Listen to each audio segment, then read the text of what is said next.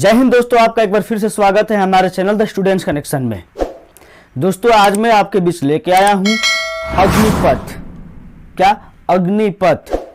अग्निपथ इसलिए क्योंकि आज पूरा देश जो है अग्निपथ की आग में जल रहा है, अग्निपथ के आग में जल रहा है। कारण अग्निपथ की नीतियां। तो आखिर ऐसा क्या है इस अग्निपथ में जिससे इस देश के सारे युवा जो है भड़के हुए हैं? आखिर क्यों इस देश के करोड़ों युवा जो हैं सड़कों पे आ गए, रेलवे स्टेशनों पे आ गए, तबाही मचा दी उन लोगों ने, उग्र प्रदर्शन किया, हिंसक प्रदर्शन किया। आखिर ऐसा क्या है इस अग्निवीर में? ठीक है, तो आज की इस वीडियो में मैं आपको अग्निपथ के जो फायदे हैं और उसकी कमियां क्या हैं मैं आपको बताऊंगा। तो चलिए शुरू करते हैं आज की इस वीडियो को। अग्निपथ क्या है? इसमें भारतीय नौजवानों को बतौर अग्निवीर सेवा का अवसर मिलेगा और उसमें मिलिट्री सर्विस में भी सेवा प्रदान करने का अवसर प्राप्त होगा। ठीक है, तो सबसे पहले इस प्रक्रिया के तहत थल सेना, जल सेना और वायु सेना में सीधे 4 सालों के लिए भर्ती होगी और इसमें नौजवानों को अग्निवीर कहा जाएगा। इसकी पहली भर्ती 90 दिनों के अंदर होगी। इसमें ट्रेनिंग की जो समय सीमा होगी वो 10 सप्ताह से लेकर 6 महीने की होगी, 10 सप्ताह से लेकर 6 महीने। और इसमें ट्रेनिंग समेत जो नौकरी का जो समय सीमा होगा वो 4 साल का होगा। ट्रेनिंग समेत नौकरी की जो समय सीमा होगी वो 4 साल की होगी। इन 4 सालों में अग्निवीर को 4.76 लाख रुपए दिए जाएंगे और चौथे साल में इसको बढ़ा करके 6.92 लाख रुपए कर दी जाएगी। और जब 4 साल पूरे हो जाएंगे तो अग्निवीर को अस्थाई सेना में भर्ती होने के लिए आवेदन देना पड़ेगा। जब 4 साल पूरे हो जाएंगे तब अग्निवीर को अस्थाई सेना में भर्ती होने के लिए आवेदन देना पड़ेगा, जिसमें से सिर्फ 25% अग्निवीरों का ही सिलेक्शन होगा। और जब वे रिटायर होंगे तब वो अपने कौशल क्षमता के अनुसार रोजगार पाएंगे। ठीक है, जब 4 सालों के बाद जब वो रिटायर होंगे तो अपने कौशल क्षमता के अनुसार वो क्या होंगे, अपना रोजगार पाएंगे। और रिटायरमेंट के बाद जो उनकी सैलरी से 30% हर महीने काटी गई थी वो सेवा निधि के रूप में प्रदान की जाएगी, जो कि लगभग 10,71,000 रुपया के आसपास होगा। यानी कि रिटायरमेंट के बाद 10,71,000 रुपए जो है उनको प्राप्त होंगे। तो ये थे अग्निपथ का फायदा, या यूं कहिए तो इसका प्लान। अब समझते हैं इसका नुकसान क्या है। आखिर क्यों करोड़ों युवा जो है सड़कों पे आ गए हैं, हिंसक प्रदर्शन पे आमदा हो गए हैं? आखिर क्यों?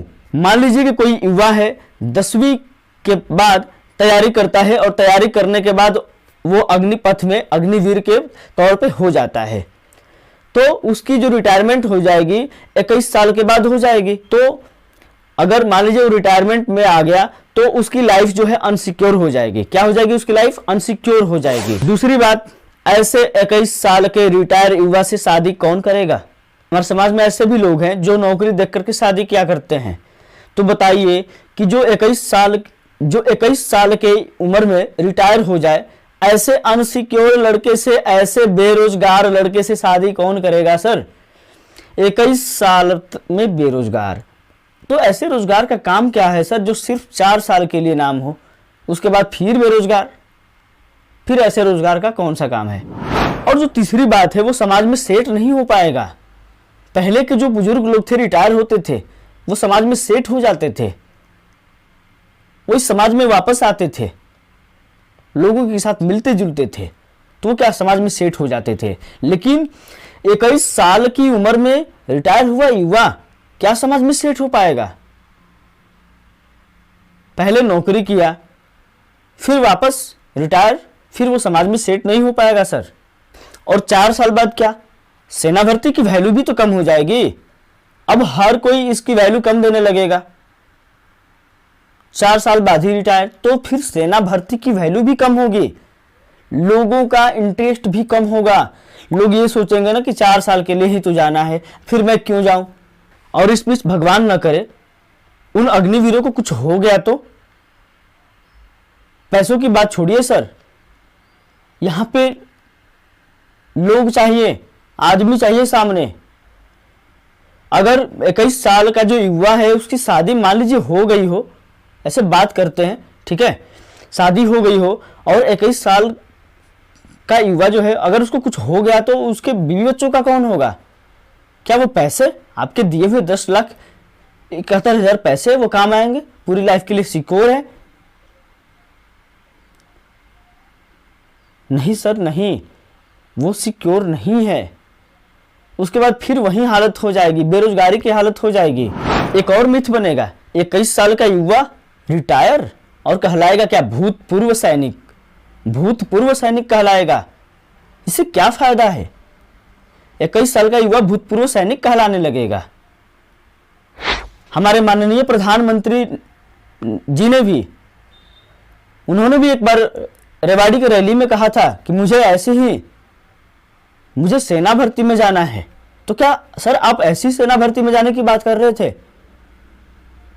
जो कि सिर्फ 4 साल की हो? देश सेवा सिर्फ 4 साल की? सर हम लोग गरीब के बच्चे हैं, हमारे पास कोई ज्यादा पूंजी पैसा नहीं है कि हमारे माँ बाप हमको NIIT में एडमिशन करा दे, IIT JEE में एडमिशन करा दे।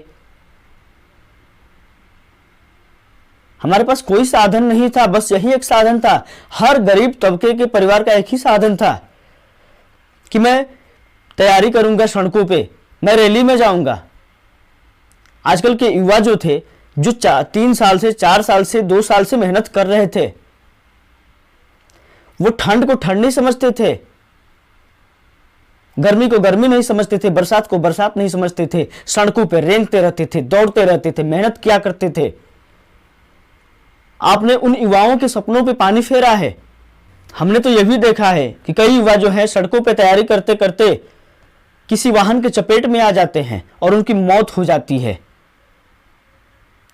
ऐसा युवा जो अपने आर्मी को ही अपना एम बना के रखा, अपना सपना बना के रखा, अपना लक्ष्य बना के रखा, मुझे आर्मी में जाना है, मुझे आर्मी में जाना है, फिर उसके साथ ऐसा अन्याय क्यों? अगर ऐसा अन्याय हुआ ना सर, तो अब सड़कों पे कोई नहीं दिखेगा। सड़कों पे, नहरों पे सुबह सुबह उठ के कोई नहीं दिखेगा। ये रीति रिवाज ही खत्म हो जाएगी, खत्म हो जाएगी। सबके मन के अंदर की एक बात जो थी ना, मैं आर्मी में जाके देश की सेवा करूंगा, वो खत्म हो जाएगी। तो आपसे अपील है कि आप इस बीच में आइए और कुछ कीजिए इनके बारे में, कुछ तो सोचिए, कुछ तो उपाय होगा। और मैं इन युवाओं से भी अपील करना चाहूँगा कि अपना जो प्रदर्शन है उन्हें शांति रूप से करें, क्योंकि ऐसे हिंसक प्रदर्शन से कुछ नहीं होने वाला। बात विरोध की करें तो बिहार के बक्सर, आरा, नालंदा, मोतिहारी, छपरा, इन सभी जगहों पे बच्चे जो है सड़क पे आ गए हैं, कहीं सड़क जाम कर रहे हैं, तो कोई रेलवे स्टेशन को तोड़ फोड़ कर रहा है, कोई ट्रेन की बोगियों को आग लगा रहा है। गया में भी ऐसी कई जगहों पे भी हुआ है। तो आपसे भी निवेदन है कि शांति प्रिय प्रदर्शन करें, आंदोलन करें, सरकारी संपत्ति को कोई नुकसान ना हो, क्योंकि सरकारी संपत्ति किसी की नहीं है, हम सबकी है। और इसके साथ साथ देश के भी कई विभिन्न हिस्सों में ऐसी घटनाएं सामने आ रही हैं। तो सरकार से गुजारिश है कि आप इस बीच में आइए, इन छात्रों को रोकिए और कुछ कीजिए इनके लिए। और मैं बार बार गुजारिश करूंगा आप युवाओं से कि आप प्लीज शांति प्रिय प्रदर्शन करें, शांति प्रिय। इसके साथ ही मैं अपनी बाड़ी को विराम देना चाहता हूं और आपसे विदा लेना चाहता हूं। तब तक के लिए जय हिंद।